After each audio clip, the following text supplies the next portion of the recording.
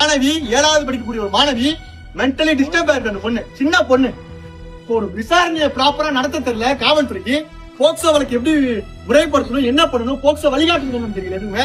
இப்ப எப்படிப்பட்ட விசாரணையை இவங்க நடத்திருக்காங்க. சோ நம்ம டிசி செஞ்சுட்டு இருக்கோம். டிசி நம்மளே மிரட்டுறாரு. நம்ம எத்தனை போலீஸை நம்ம மிரட்டிருக்கோம், நம்மளே வந்து மிரட்டுறாங்க. எத்தனை வாட்டி ஜெயிலுக்கு போயிருக்கோம். நம்ம ஜெயிலுக்கு போற ரிமாண்ட் பண்ண போறாராம். ரிமாண்ட் பண்ண ஜெயிலுக்கு போத்துக்காத நீங்க. எத்தனை வாட்டி நாங்க ஜெயிலுக்கு போயிருக்கோம். போராட்டம் நீ வழக்கு வாங்கிருக்கோம்.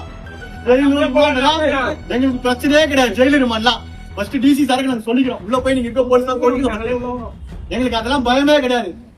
ஆக்ஷன் ப்ராப்பரா போக்சோ வழக்க விசாரணை பண்ண தெரியாத ஐஓ ஃபர்ஸ்ட் நியமிச்ச இன்ஸ்பெக்டர், ஏசி எல்லார் மீது நடவடிக்கை எடுக்கும்.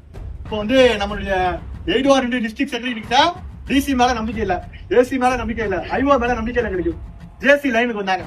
ஜேசி கிட்ட பேசியிருக்கு தோழர். என்ன ஜேசி கிட்ட நம்ம டிமாண்ட்ஸ் என்னன்னு சொல்லியிருக்கோம். ஜேசி